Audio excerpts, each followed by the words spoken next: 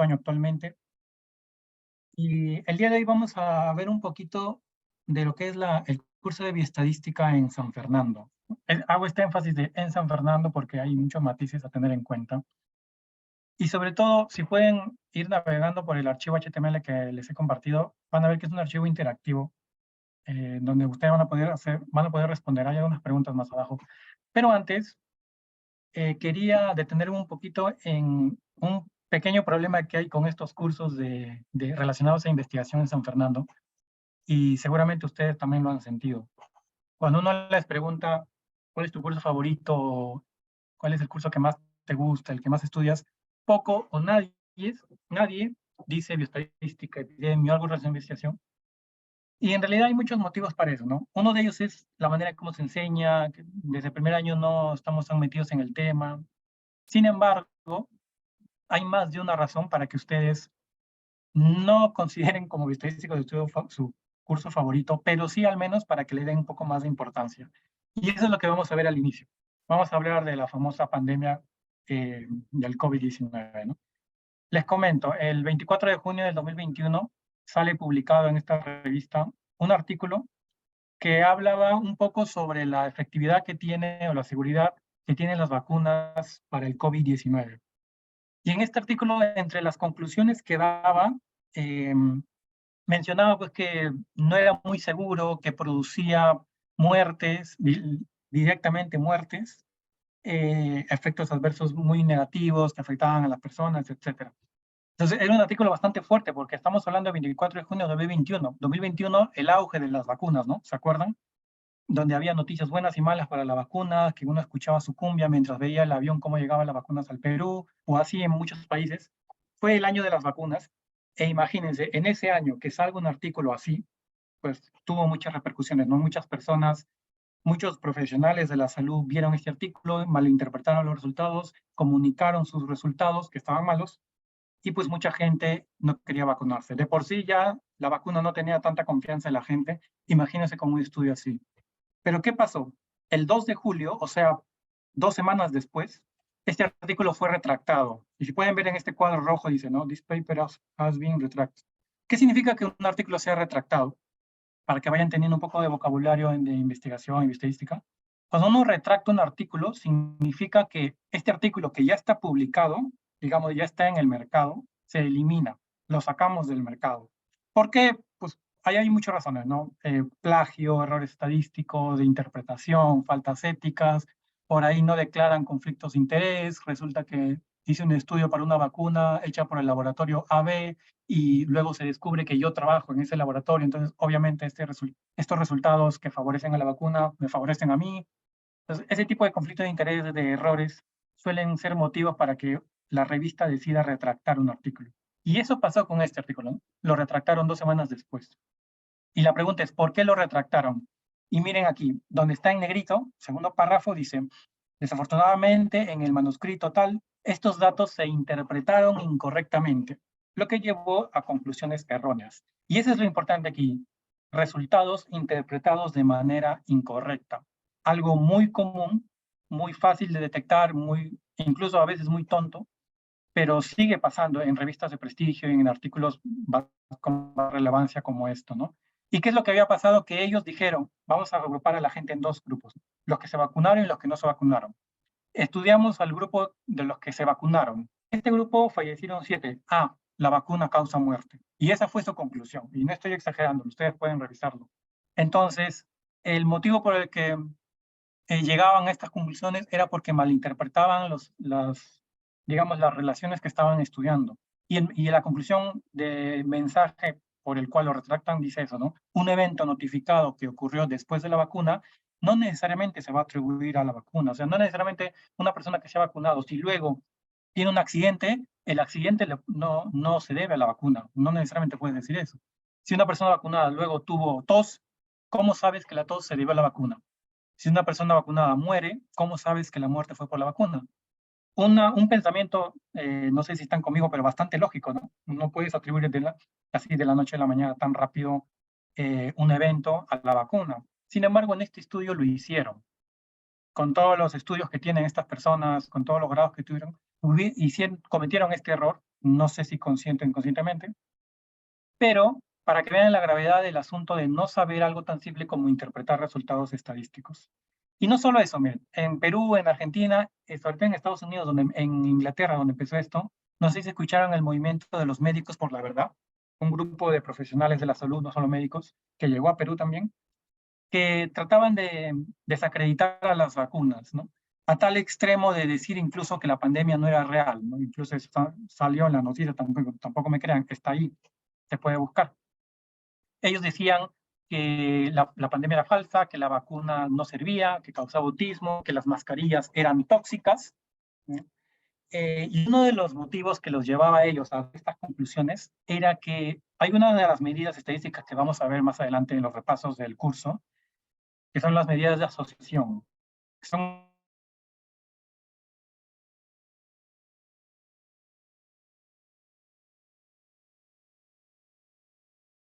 resultados que sin querer, sin saberlo, y a partir de esa mala interpretación sacaban conclusiones erróneas. Y así como ese artículo que les he mostrado, miren cuántos artículos retractados hay, todos por muchos motivos, ¿no?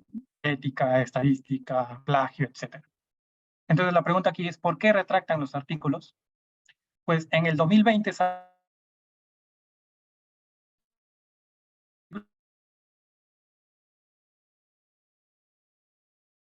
artículos que han sido retractados relacionados al COVID, vacunas, etc.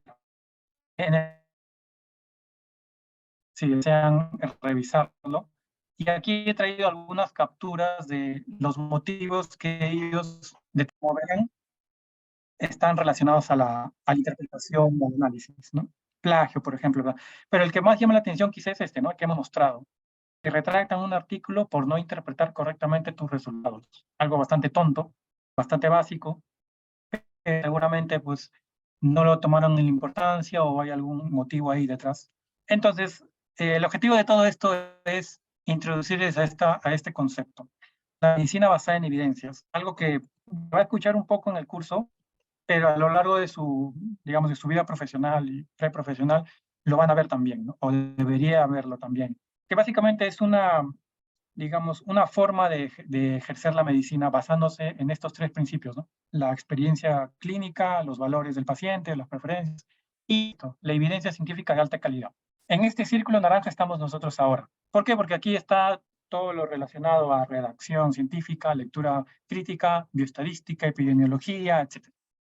Entonces, como verán, tener, digamos, noción de lo importante que es la bioestadística, la epidemiología, es importante porque está dentro de esto, de la medicina basada en evidencias. Y si no quieren ser de este grupo de médicos que recetaron barbaridad y media en una emergencia tan importante como la pandemia, y dicho sea de paso que emergencia sanitaria aquí en el Perú nos sobra, tenemos el dengue, cada tanto el sarampión, cuando viene el fenómeno del niño hay un montón, tenemos la anemia también.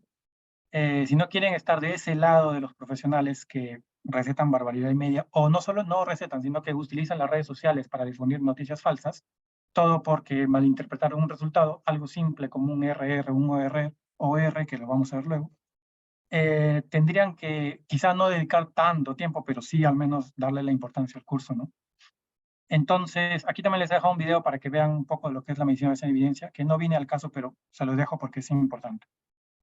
Bien, entonces, dicho eso, nos pasamos a lo que, digamos, a lo que concierne el tema, ¿no? Introducción a la bioestadística, un curso corto, sencillo, bueno, sencillo debería serlo, pero la gente por alguna razón sigue sufriendo en el curso, no debería, espero que ustedes no lo hagan. Si repasas el curso, los conceptos sobre todo, y resuelves los ejercicios otra vez antes del examen, no tendrías por qué sufrir en el curso porque el examen, y esto sí me gustaría que lo tengan en cuenta, no se inventan nada para el examen. Todo lo que toman viene de las diapositivas, de lo que has hecho en las prácticas. Por ahí en tu práctica, el ejercicio 3 decía, se tienen 50 niños y se les hace un examen para anemia. En tu examen te va a venir, se tiene 80 niños y se le hace una prueba para detectar si tienen anemia. O sea, prácticamente lo mismo, pero con otro lenguaje, por ahí le cambian el número, pero sigue siendo el mismo, ¿no? Y en cuanto a preguntas teóricas, pues sí, todo de la diapo, no se inventan nada. Ese es un punto a favor a tener en cuenta, pero por alguna razón seguimos sufriendo en el curso, probablemente por esto, ¿no? Porque no le damos tanta importancia, pero debería ser un curso que se pase de manera ligera, la verdad. Entonces, ¿qué entendemos por estadística? Pues una rama de las matemáticas. A nosotros lo que nos interesa es su aplicación en la salud, ¿no? Que sería la bioestadística, ¿no? Y esta bioestadística pues tiene dos áreas, dos ramas. La descriptiva, que la van a ver en el primer capítulo, me parece que en el segundo, no, solamente en el primer capítulo. Su primer capítulo va a ser bioestadística descriptiva, donde vamos a ver tablas, gráficos, medidas de resumen, eh, tasas, ajuste de tasas, etc. Y la segunda rama, que lo van a ver en el segundo y el tercer capítulo, que es la estadística inferencial, que es cuando van a aplicar fórmulas. Full fórmulas hay aquí. Y en San Fernando esto se suele hacer a mano todavía.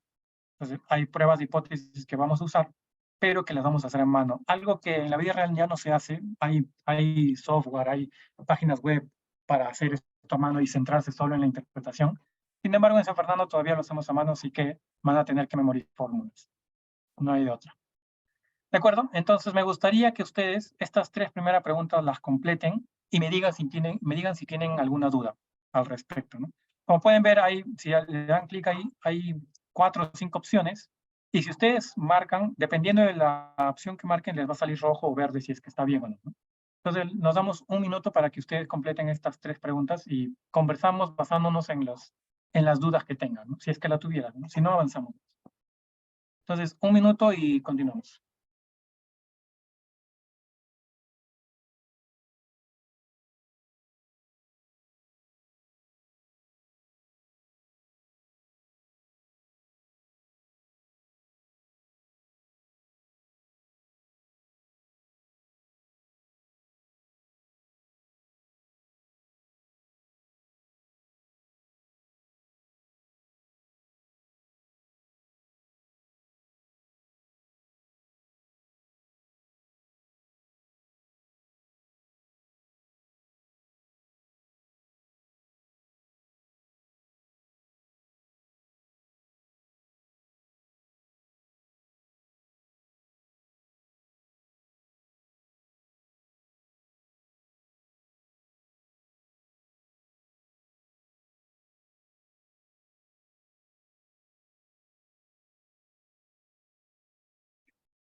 Listo. ¿Alguien tuvo alguna duda, algún problema para resolver estos tres primeros ejercicios? ¿O tienen alguna pregunta al respecto? Si no, todo claro. Si está todo claro, díganme ok nomás en el chat. O si no, si tienen alguna pregunta, con confianza. Bien, Will, todo ok, dice.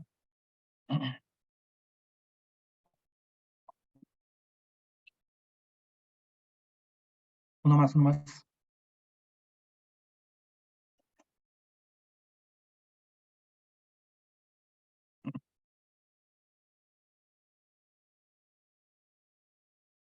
¿Siguen completando los demás? ¿Me confirman yo?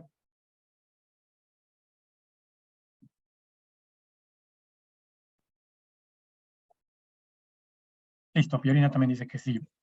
Esta primera parte es sencilla, ¿no? Porque es más conceptual que todo. Eh, para recordar, lo que hace la estadística o la estadística es recolectar, organizar, resumir y analizar datos. ¿Sí? Es una definición que creo que les van a dar en el curso también y que sería bueno que vayamos afianzando. Ahora, como les mencionaba, tenemos dos ramas, ¿no? Estadística descriptiva, estadística inferencial. Descriptiva, de ahí viene su nombre, simplemente es describir o resumir los datos. Nada más. Por ejemplo, tienes variables de edad. Has encuestado a 1.800 personas y les has preguntado toda su edad.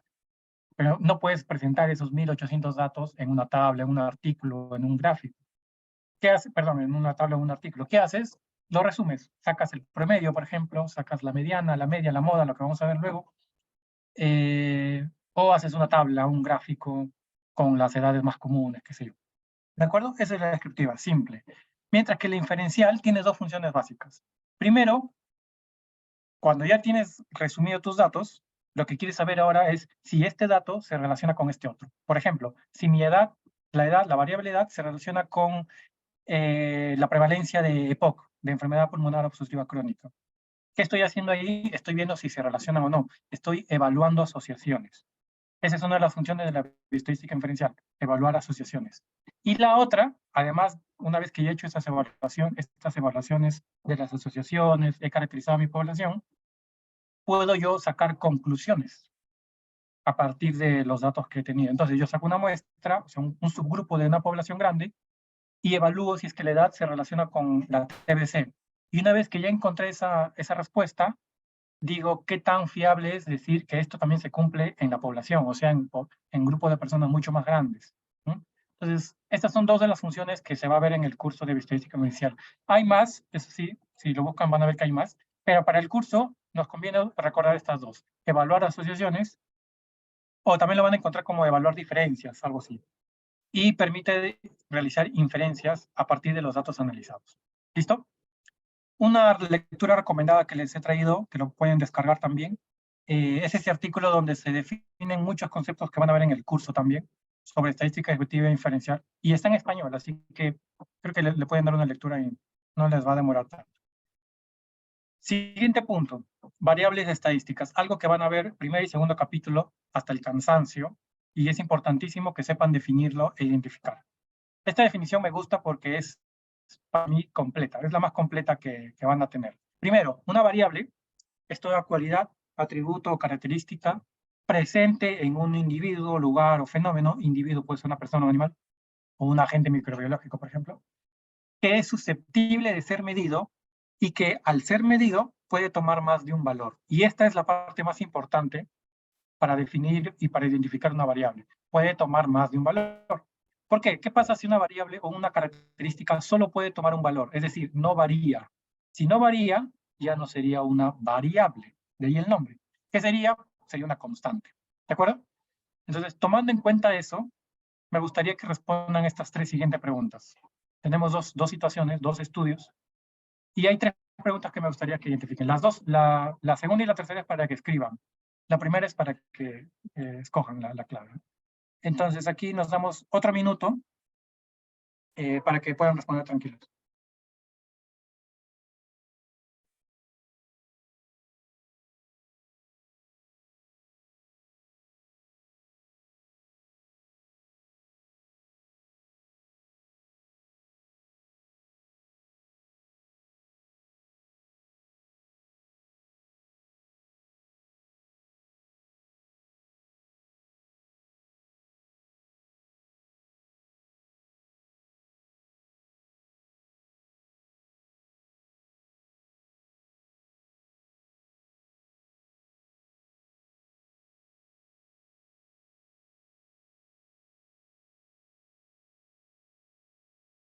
Listo. Confirme, por favor, si ya lo tienen ok, o si tienen alguna duda al respecto.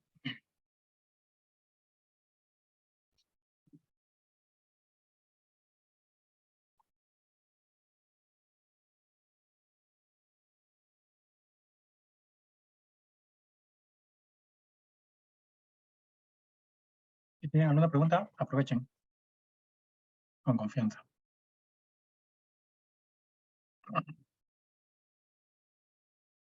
Ah, Pierina dice que sí. ¿Alguien más?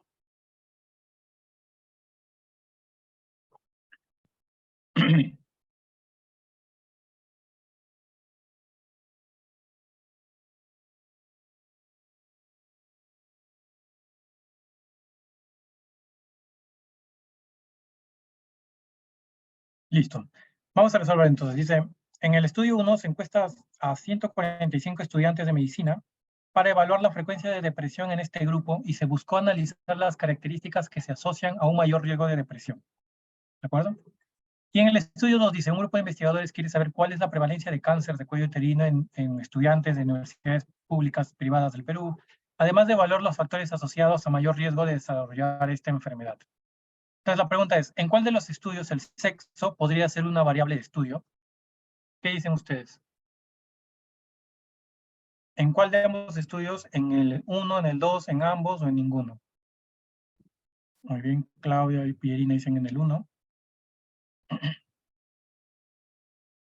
Ahora la pregunta es, ¿por qué en el 1 y no en el 2?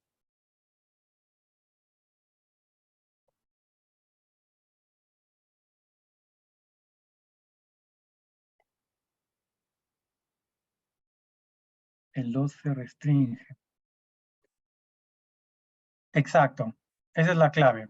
Y este es un ejercicio que lo van a hacer no solo en el curso, sino cuando lean artículos, porque he visto muchas veces compañeros cuando malinterpretan algo porque no se dan cuenta de algo muy básico. Las poblaciones se definen, o sea, en los artículos siempre te van a especificar qué poblaciones han utilizado, tal, pero a veces dejan entrever algunas cosas que uno tiene que, digamos, concluir, ¿no? En el primer estudio hablan de que van a entrevistar estudiantes de medicina para evaluar depresión. Estudiantes en general, no sé, puede ser varones y mujeres. No sé si en este estudio que tomé el sexo fue una variable, no lo sé.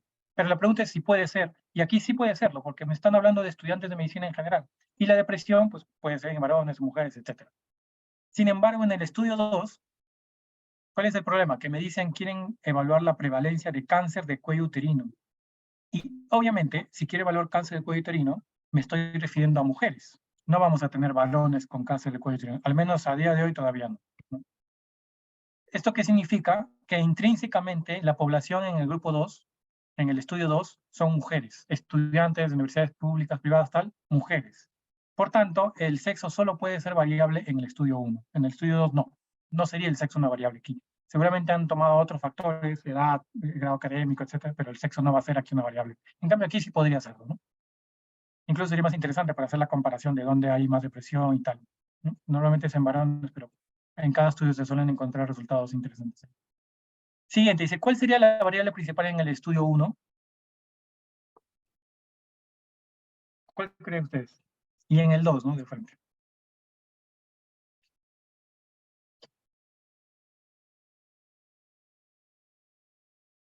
¿Qué dicen? ¿Cuál sería la variable principal en el estudio 1 y cuál sería en el estudio 2? Ya, frecuencia de presión y prevalencia de cáncer en cuello uterino. Ya hay una opción ahí. Depresión y cáncer uterino. Dos opciones. Ya, está interesante las dos opciones que nos han dado Claudia y Pirina, porque es un error bastante común. La variable es lo que yo quiero medir, no cómo lo quiero presentar o, digamos, qué es lo que voy a hacer con esos datos, es qué es lo que quiero medir. Y lo que yo quiero medir en el estudio 1 es depresión. Ahora, esa medición yo la puedo presentar como frecuencia, la puedo presentar como grado, la puedo presentar como, no sé, prevalencia, como medidas, etcétera. ¿Me entienden? Entonces, pero lo que yo quiero medir es depresión, si hay o no hay depresión, etcétera. Por tanto, la variable principal es depresión, ¿de acuerdo? Y de hecho, si ustedes escriben depresión en el les va a dar como tal. ¿Por qué no sería frecuencia de la presión, característica de la presión? Porque ese es cómo yo voy a presentar la medida o la variable, no es lo que voy a medir, es cómo voy a presentar, ¿de acuerdo? Eso me gustaría que lo tengan en mente. La variable principal es lo que yo voy a medir, el fenómeno que estoy midiendo, no cómo lo voy a presentar, ¿sí? Entonces, siguiendo esa línea, en el estudio 2, la variable principal sería cáncer de cuello uterino. Cáncer de cuello uterino, ¿sí? Ahora, si quiero medir de ese cáncer de cuello uterino la prevalencia, la frecuencia, eh, la gravedad, etcétera, ya esa es otra cosa, ¿no? Pero lo que yo quiero medir es cáncer de cuello uterino, más allá de cómo lo voy a presentar.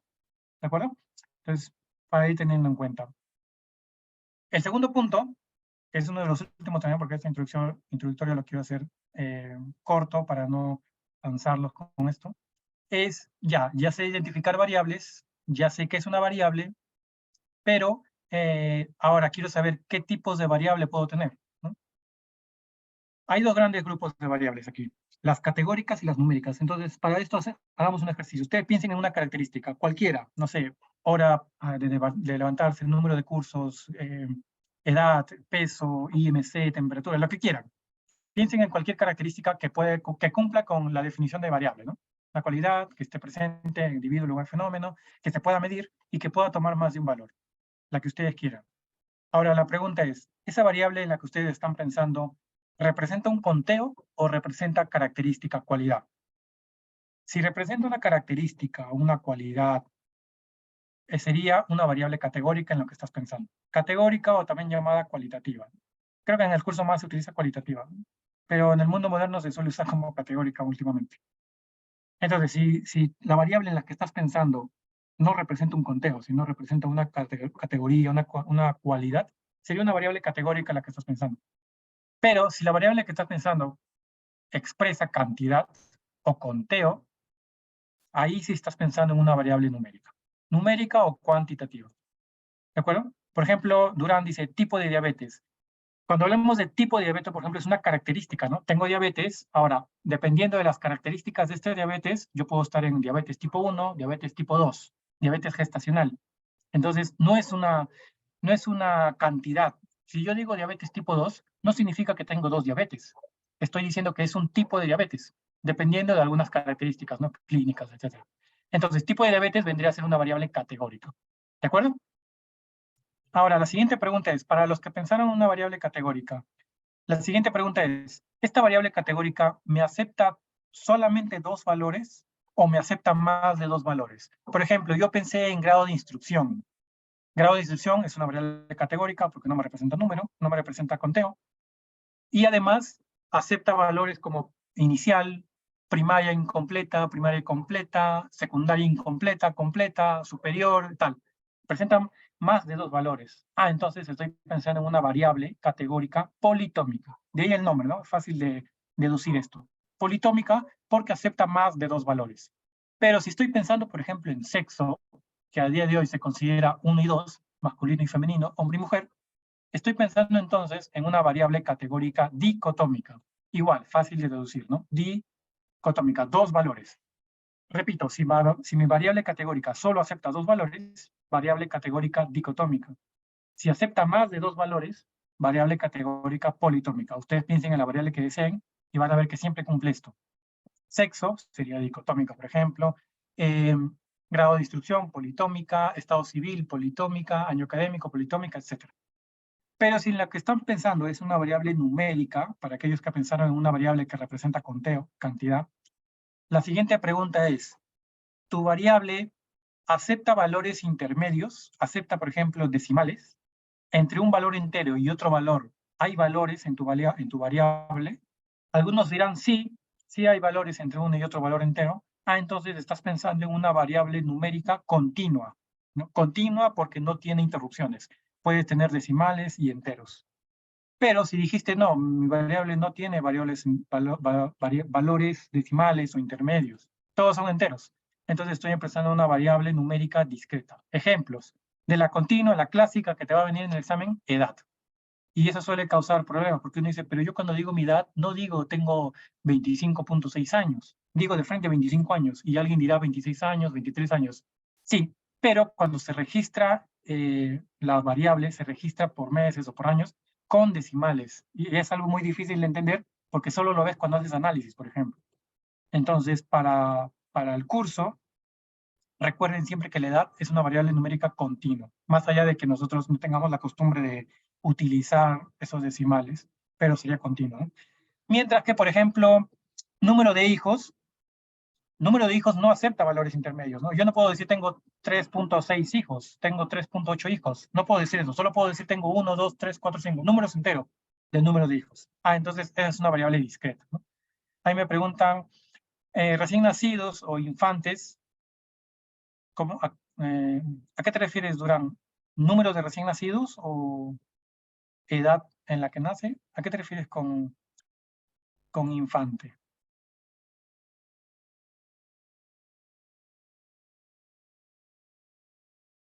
Ah, la edad de los infantes. Con más razón, la edad, sea de infantes o sea de adultos, es continua. ¿Por qué? Porque, por ejemplo, si tienes un niño que tiene 6 meses, cuando se registra, no se registra esos 6 meses, se registra 6 meses y no sé cuántos días. Ahora, a propósito, te pregunta, por ejemplo, si te dijeran, que no pasa en el curso, pero buena esa reflexión, si te dijeran, tengo un niño que tiene 5 días de nacido, esa variable edad para este caso sí sería discreta, ¿no? Porque hasta días llegamos cuando hablamos de edad, no llegamos a horas, por ejemplo, salvo que tenga menos de un día, ¿no? Entonces, si es que fuera así el caso, menos de 30 días, o sea, todavía no se habla de meses, el niño tiene 23 días, 24 días, en ese caso muy específico, sí sería una variable numérica discreta.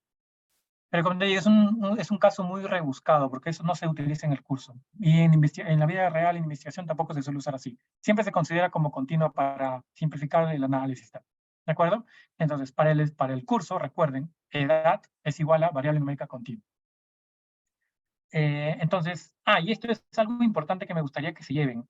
Se sigue escuchando la frase, la variable numérica o cuantitativa es la que se expresa en números. Y esto no es así. O sea, es correcto, pero no es preciso. Puede llevar al error. ¿Por qué?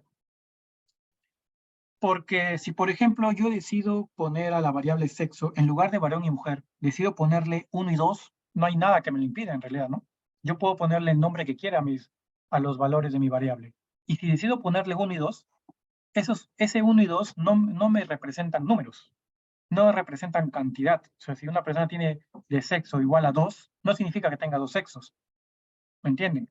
Lo que significa es que yo he codificado el 1 y he codificado el 2. Para mí, de repente, el 1 significa varón y el 2 mujer, o al revés, no lo sé. El punto es que el hecho de que ustedes vean que una variable, los valores de una variable tienen números, no significa que automáticamente sea cuantitativa. Es por eso que esta frase es engañosa, no es correcta, pero no es precisa en algunos casos. Para que ustedes confirmen que una variable es numérica, de ahí por eso que prefiero este término numérica y no cuantitativa, es que este número tiene que representar cantidad, conteo. No necesariamente el hecho de que sea un número va a representar cantidad o conteo. El sexo, como 1 y 2, no representa cantidad, representa categoría, solo que las categorías que yo escogí es 1 y 2. Los caracteres que yo escogí para nombrar los valores es 1 y 2, pero no representan cantidad. ¿De acuerdo? Entonces, para evitar este error que se sigue presentando, lo he puesto aquí para que no se equivoquen, ¿no? El hecho de que sean números no significa que sea variable numérica. Hay que comprobar haciéndose esa pregunta. Si me representa cantidad o conteo, sí es numérica. De lo contrario, sigue siendo categórica por más números que tenga. ¿Sí? Eh, Listo. ¿Alguna pregunta hasta aquí? En realidad, este introductorio lo quería hacer bastante rápido. Uno, porque ya es tarde, y dos, porque vamos a profundizar un poco más en el curso, ¿no? Ahorita no tendría mucho sentido hablar de pruebas de hipótesis porque necesitan más bases para eso. ¿Tienen alguna duda? ¿Alguna pregunta? ¿O algo que me ha ido muy rápido de repente? No hay. Sigamos entonces. Aquí les toca a ustedes, ¿no? Hablamos ya de identificar el tipo de variable en estos 10 ejercicios. Nos vamos a dar entonces un minuto otra vez y en un minuto volvemos y revisamos uno por uno todos. ¿Sí? Un minuto entonces.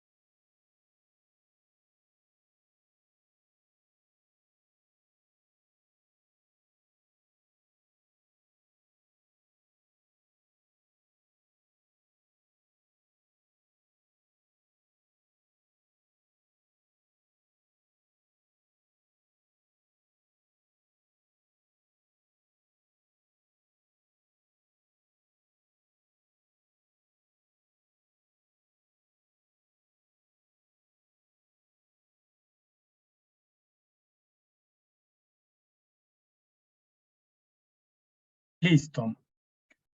Espero que sea suficiente tiempo. Eh, a ver, me van diciendo ustedes en el chat, ¿no?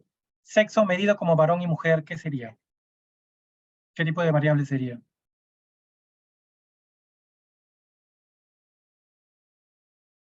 Categórica dicotómica, ¿no? Varón y mujer. No hay discusión. Al menos no hasta ahora. Más adelante veremos. Edad medida como un número de años de vida. ¿Qué sería? Mira, hay dos opciones. Numérica discreta, numérica continua, continua. Esta es continua, chicos. Este es engañoso, ¿no? Número de años de vida. Pero acuérdense lo que les mencionaba. Cuando se registren los sistemas, no hay años exactos en edad, a menos que tú quieras que sea exacto, pero normalmente lo que se registra es como continua, con todo y decimales. ¿De acuerdo? No cometan este error, por favor. En la única, digamos, dentro del curso, el único caso donde la edad no es numérica continua, lo vamos a ver, está más abajo, esta. ¿Esta qué sería? La 7, donde dice edad medida por grupos tal. ¿Qué tipo de variable sería esa? ¿Numérica continua también?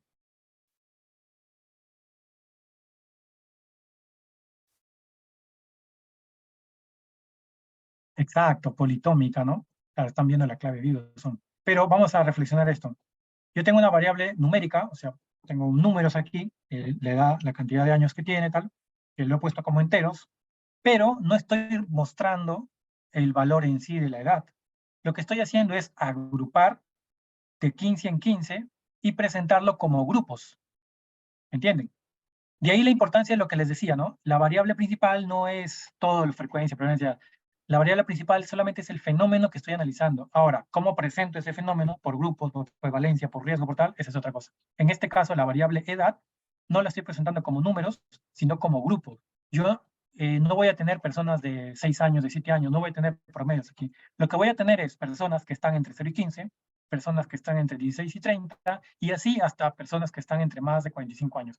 Es decir, no es numérica, ¿no? Aquí estamos hablando de categorías. ¿En cuál categoría estás tú? Y esto se aplica no solo para edad, sino también para peso, por ejemplo, para temperatura. Van a haber muchas variables en el curso donde se aplica esto. Esto se llama categorizar una variable numérica. ¿Qué significa categorizar una variable numérica? Que es una variable que está como numérica, la agrupo siguiendo algunos criterios, ¿no? En este caso, el criterio es 15 años. Cada 15 años corto el grupo y formo otro grupo. Ese fenómeno es categorizar una variable numérica. Y en este caso, pues, eso la convierte en politómica. Y ojo, la forma en la que estoy presentando la variable es de una variable politómica, pero la variable edad, en general, recuerden, siempre es numérica continua. ¿Sí? La forma como estoy presentando en este estudio, bueno, en este ejemplo, es de una variable categórica politómica, porque la estoy agrupando. Pero si te preguntan en líneas generales la edad, ¿qué tipo de variable es? Así, sin contexto, sin nada, variable numérica continua. Ese va a ser tu vieja confiable porque sí o sí te la van a preguntar. Si no es en la práctica o en el examen, es en alguna clase, en alguna teoría cuando hacen participar. ¿Sí? Recuerden eso. Y lo vamos a profundizar también en los repasos que vamos a hacer.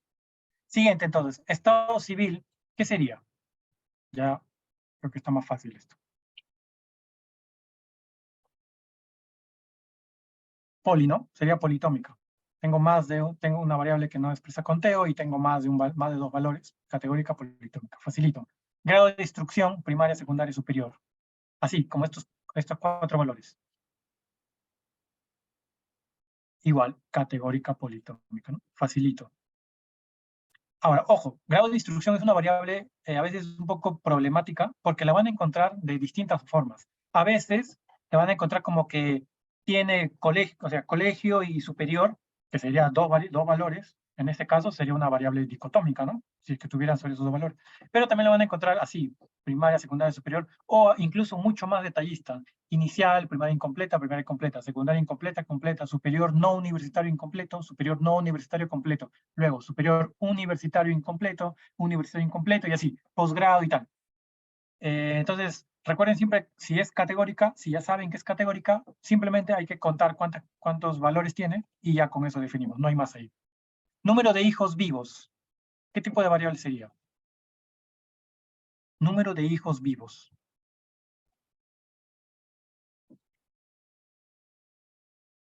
Numérica, exacto, numérica discreta, ¿no? ¿Por qué? Porque obviamente yo no puedo tener 3.6 hijos, no puedo tener 1.8 hijos. Cuando hablamos de seres vivos, no podemos tener decimales, ¿no? Aunque eso tiene sus matices que lo vamos a ver en el curso, pero en líneas generales, si hablamos de seres vivos, no hay intermedios, solo enteros. Número de vacunados, segunda dosis en Lima por COVID, es una variable discreta, ¿no? Número de asistentes a la consulta externa de reumatología, es una variable discreta. Te pongan la variable que te pongan, si te están hablando de personas, de seres vivos, es una numérica discreta, no hay de otro. Peso medido en kilos, ¿qué sería? Peso medido en kilos. Exacto, continua. ¿Por qué? Porque a diferencia del número de hijos, seres vivos, en peso yo sí puedo hablar de peso 80.7 kilos. O sea, entre un valor entero, 80, y el siguiente valor entero, 81, hay valores que son admisibles. 80, 80.6, 7, etc. Incluso entre el 80.6 y 80.7 hay valores también. Uno puede pesar 80.60 y tantos, ¿no? Entonces, si acepta valores intermedios, por tanto sería continua. Sexo medido como serie 1 para varones, ¿qué sería? 0 para mujeres, 1 para varones.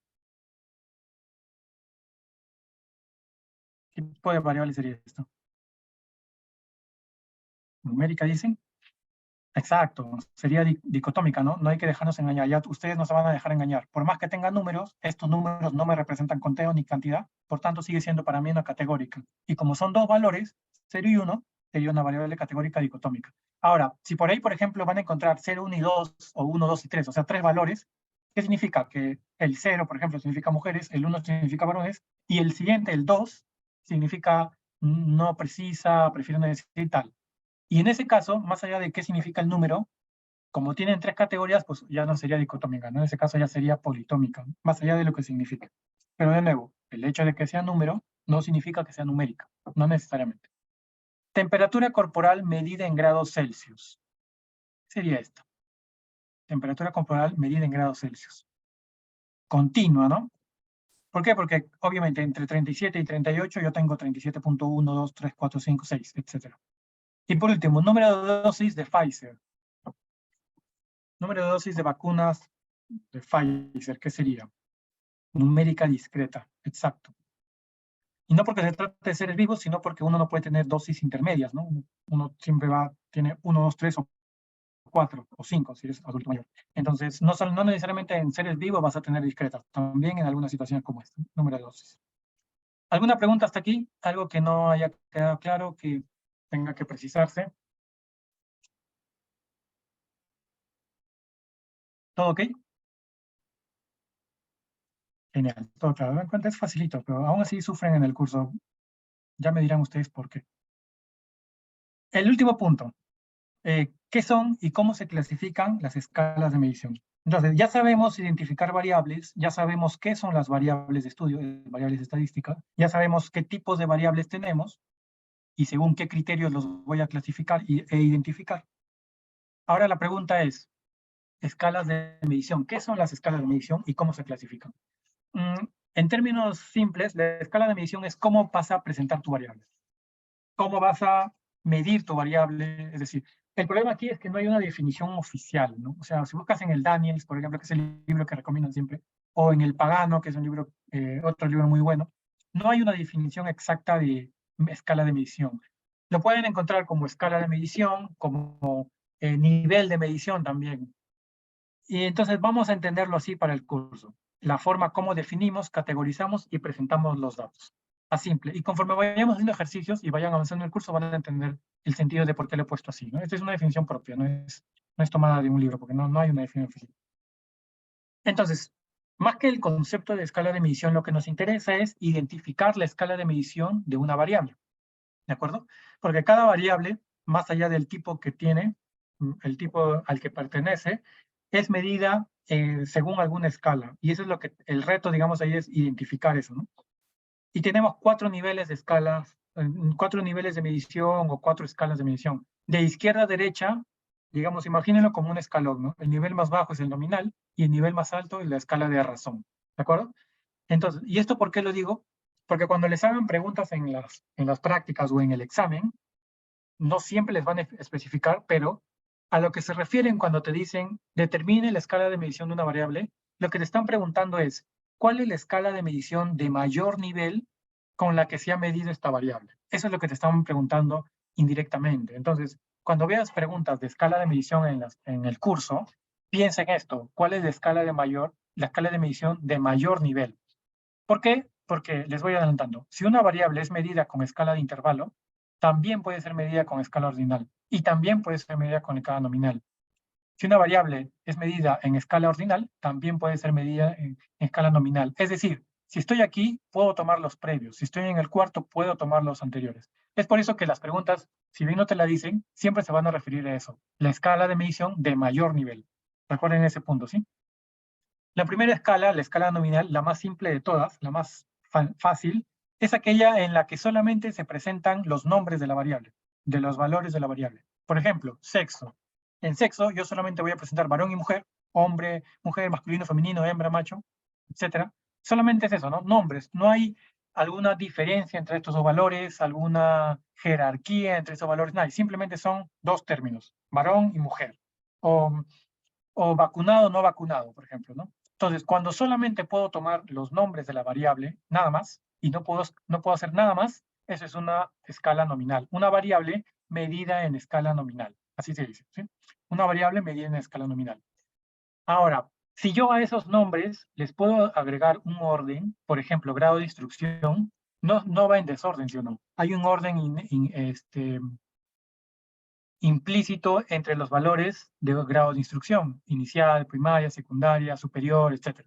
Cuando yo puedo agregarle no solo nombres, sino jerarquía, estoy en la escala ordinal. O sea, grado de instrucción es una variable medida en escala ordinal y que también puede ser medida en escala nominal. Pero lo que nos interesa, de nuevo, es la escala de mayor nivel. La escala de mayor nivel para grado de instrucción sería ordinal.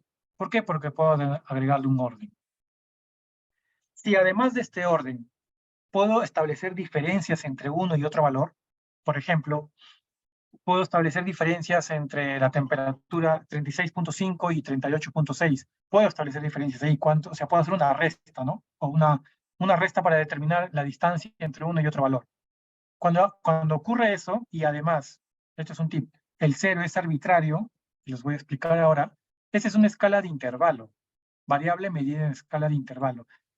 ¿Qué significa cero arbitrario? Por ejemplo, pensemos en la temperatura en grados Celsius. Cuando uno dice 0 grados Celsius, no te refieres a que no hay temperatura o que la temperatura es nula, ¿sí o no? El 0 en grados Celsius es un punto de corte nomás para diferenciar grados positivos y grados negativos, pero no significa ausencia de variable.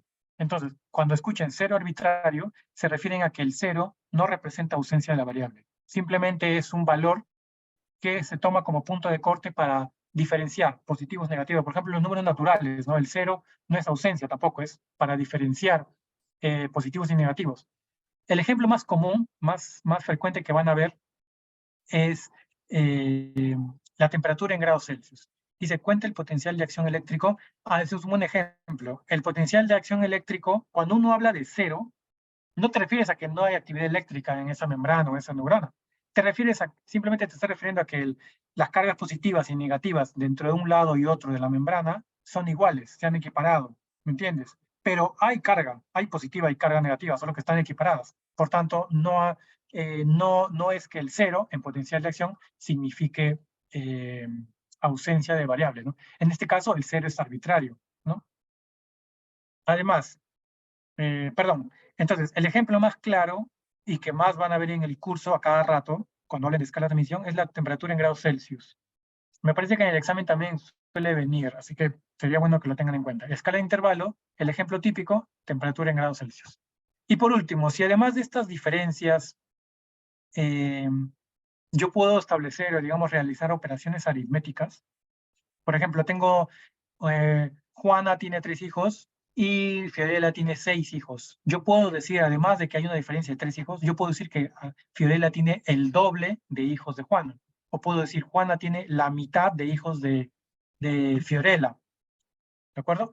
O puedo decir, Fiorella excede en 3 al número de hijos con respecto a Juana. O sea, puedo establecer ese tipo de relaciones, no solamente diferencia, sino razones, de ahí el nombre. Ahí estamos entonces en una escala de razón, ¿no? Cuando ya prácticamente aquí puedo hacer todo. Esta es la escala de mayor nivel para todas las variables. Aquí puedo hacer operaciones, puedo establecer diferencias, poner nombres, establecer jerarquía para esos nombres, etc. Y además, a diferencia de la escala de intervalo, aquí yo tengo un cero absoluto.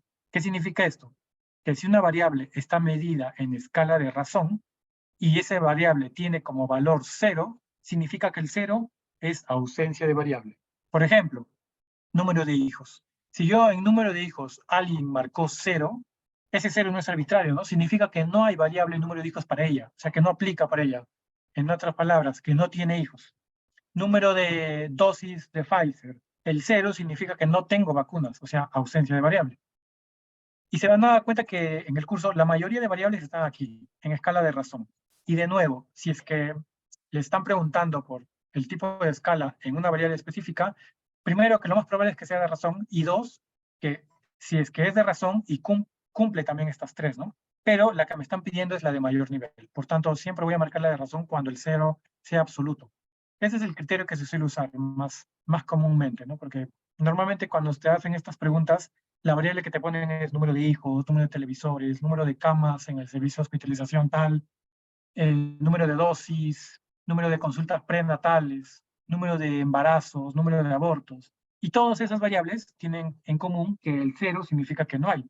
Cero, entonces cero absoluto. ¿Sí? Entonces, escala de razón, escala de mayor nivel, cero significa ausencia de variable. Mientras que en la escala de intervalo, el cero significa, no significa ausencia de variable, es un punto de corte. Ejemplo más típico, temperatura en grados Celsius. Un dato más que se va a profundizar en el curso y que los voy poniendo aquí para que lo tengan en cuenta. Los dos primeros, escala nominal y escala ordinal, son propios de las variables categóricas o cualitativas. Mientras que los dos últimos, la escala de intervalo y de razón, son propias de las variables numéricas. Pero hay una excepción aquí, la ordinal, que estas variables que están medidas aquí pueden pasarse aquí, con el proceso que les mencioné, la categorización de variables numéricas. Pero eso lo vamos a ver más a detalle ya en el curso. Pero para que vayan sabiendo esto, las dos primeras categóricas, las dos siguientes numéricas. Simple, ¿no? Y se les he dejado aquí también para que lo puedan repasar. ¿Preguntas hasta aquí? Ya con esto estamos terminando. ¿Alguna pregunta que tenga una duda o algo que no haya quedado claro? O si todo está claro, también me confirman.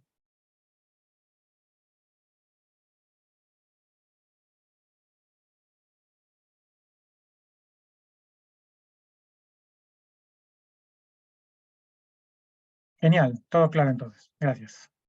Listo. Ahora les toca a ustedes entonces. Nos damos otra vez un minuto. Son las mismas variables que hemos estudiado arriba, solo que ahora ya no vamos a identificar tipo de variable, sino escala de medición. ¿De acuerdo? Entonces nos vamos a dar un minuto y volvemos para terminar con esto.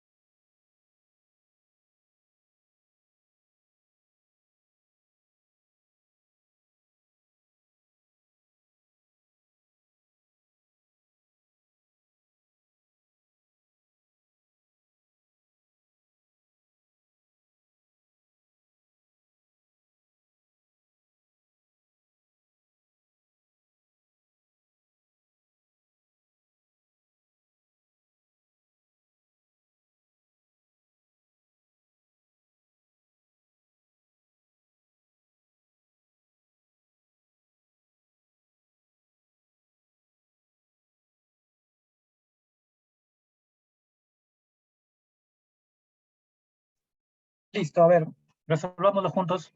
Sexo, medido como varón y mujer. ¿Qué sería? ¿Qué escala de medición sigue? Sexo medido como varón y mujer. Exacto, nominal, ¿no? No hay aquí una jerarquía. Solamente son nombres, varón y mujer. Puedo poner mujer, mujer, varón, mujer, como sea. Edad medida como número de años de vida. ¿Qué escala de medición sigue? Muy bien, de razón, ¿no? Hay un cero aquí. La vieja confiable es esta, ¿no? Edad, variable numérica continua y de razón, punto. Estado civil, medido como soltero, casado, viudo, divorciado. ¿Qué escala de medición sería? Ordinal, ¿no? Hay un orden aquí, siempre se suele considerar aquí un orden. Grado de instrucción, primaria, secundaria, superior, no tiene.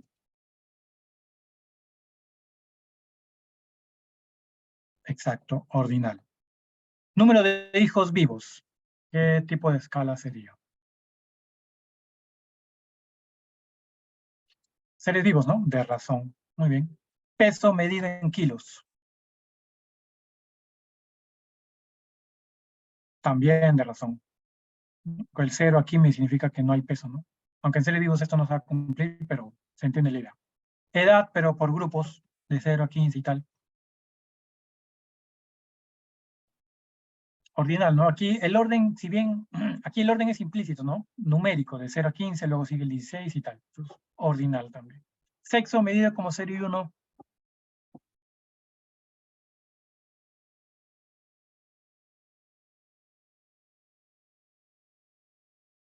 Muy bien, nominal. Temperatura corporal medida en grados Celsius. Intervalo, ¿no? Recuerden esto, les he puesto porque esta es la vieja confiable en el curso, la típica, temperatura en grados Celsius. Y por último, número de dosis de Pfizer. Razón, muy bien. Listo. ¿Preguntas hasta aquí? ¿Alguna pregunta? ¿Todo claro? Sí, ¿no? Dice, si fuera Kelvin, razón. Ah, esa es una muy buena pregunta, Will. Y justamente eso es lo que les he dejado aquí para reflexionar en casa, ¿no? ¿Cuál será la escala de medición de la variable temperatura medida en grados Kelvin? ¿Será también intervalo? Y eso lo pongo porque en práctica recuerdo cuando yo llevé el curso nos agarraron fríos porque no lo había tomado en cuenta, pero ya no sería de intervalo, ¿no? Ahí eso se lo dejo a ustedes. Basándonos en lo que hemos hablado de la escala de intervalo y de razón, de lo que significa el cero en grados Celsius y qué significa el cero, temperatura cero en Kelvin, eh, qué sería, ¿no? Intervalo, razón, ordinal, etcétera. Eso lo vamos a ir conversando ya. En la siguiente sesión lo hablamos ya con más calma, ¿sí? Y listo, aquí les he dejado una carpeta de OneDrive donde van a encontrar algunos materiales. No he puesto tanto porque no es necesario que busquen un montón de libros, un montón de artículos para el curso en SAMP. Sinceramente, basta que se lean, si se lee el artículo, por ejemplo, que les he pasado de la que está en español, es Bioestadística Descriptiva e Inferencial, ahí van a entender muchos conceptos que van a ver en todo el curso, ¿no? Ese es un artículo como que te va a acompañar para todo el curso.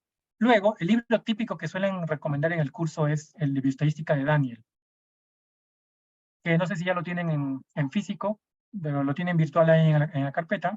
Hay otro que es muy bonito, se llama Estadística de la A a la Z, es un libro que hasta ahora uso, donde digamos, tiene una metodología bastante interesante porque no se centra tanto en capítulos extensos, sino que hace una pregunta, un concepto muy puntual y desarrolla 2 o 3 páginas solamente para ese concepto, con gráficos, con ejemplos y tal. Está en inglés, eso sí, pero es muy didáctico. Entonces, también es una sugerencia para que lean. El segundo es una página web que les va a servir, sobre todo en el segundo capítulo, en la primera, segunda clase, si no me equivoco, del segundo capítulo, cuando les pidan hacer gráficos de distribuciones estadísticas, gráficos de distribución normal, de Poisson, etcétera, o binomial, ¿no? Entonces, esa página les va a servir muchísimo. Que se las voy a recordar, no se preocupen cuando vayamos haciendo los repasos, ¿no? Pero ahora les dejo ahí por si quieren guardar este material. StatPears es una página de PubMed, está ligada a la Biblioteca Central de Estados Unidos, en donde además de cuestiones clínicas también tiene conceptos de bioestadística y lo bueno de esta página es que muy corta, muy precisa, no florea tanto, es muy puntual. Y por último, una página web se llama Statistics How To, que básicamente es como un diccionario online, ¿no? Y es un diccionario con ejemplos, con gráficos muy bonito también. De acuerdo, entonces, más abajo tienen las referencias de lo que hemos estado hablando. ¿Tienen alguna pregunta para ir terminando ya? Hemos cumplido exactamente 1 hora. Mira. Si está todo claro, por favor, díganlo ahí. Todo claro, ok, todo bien. Si se dan cuenta, los términos que hemos usado o que hemos aprendido no son nada del otro mundo, ¿no? Si se han dado cuenta, son muy sencillos. Eh, Sin embargo, sigue causando problemas en el curso, no sé por qué. La gente sigue sufriendo en el primer examen y mi sugerencia es que aseguren el primer examen, porque el segundo es el más pesadito. El tercero ya es pasable, ¿no? Pero si quieren asegurarse en el curso, el primer examen tiene que ser su examen. El segundo es el más difícil, así que por ahí puede que no les vaya bien. Pero si les va mal en el segundo y además les fue mal en el primero, ya se comprometieron. Entonces, el primero tiene que ser el examen que aprueben sí o sí con alta nota. En el segundo vamos a poner bastantes ejemplos para que puedan resolver con calma. Y el tercero es un relajo, ¿no? El tercero es mucho más sencillo también, igual que el primero. Pero el primero es el más sencillo. Sin embargo, como suele ser el primer examen y por ahí que los conceptos no están claros, eh, suele causar problemas. Espero que aunque últimamente se ha ido mejorando eso, pero espero que con ustedes pase lo mismo, ¿no? Que ya con estos conceptos, que básicamente es todo el capítulo, todo el primer y segundo tema del primer capítulo, me parece. Ya lo que viene es tablas y medidas de resumen. Tablas lo van a ver, me parece, mañana con Blanca, que es otro miembro de la ayudantía de estadística también. Y medidas de resumen, una introducción, lo vamos a ver conmigo si no me equivoco, el 7, el 6, por ahí, ya les confirmaré. O ya deben tenerlo ustedes en el cronograma, yo no me acuerdo. Y otra cosa, quisiera hacer un censo rapidito. ¿Qué les parece este material tipo HTML? ¿Les es fácil utilizarlo o volvemos a las diapositivas? Porque normalmente yo lo hice así porque normalmente utilizo R, que es el programa con el que hice esto, y se me hace mucho más rápido, digamos, hacer el material aquí, ¿no? Las diapositivas como que un poquito anticuado a veces para estas cosas. Pero no sé qué tan fácil les es utilizarlo, ¿no?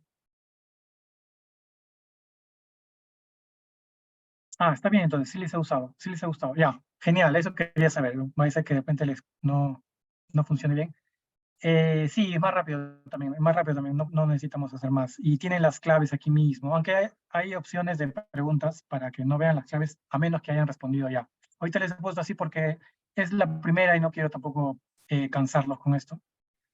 Quería que, digamos, intentamos en ADIEX tratar de lidiar con esa idea que se tiene del curso, que es aburrido y tal, que no es tan interesante quizá como las clínicas, eso sí lo acepto, pero ya han visto la importancia que tiene.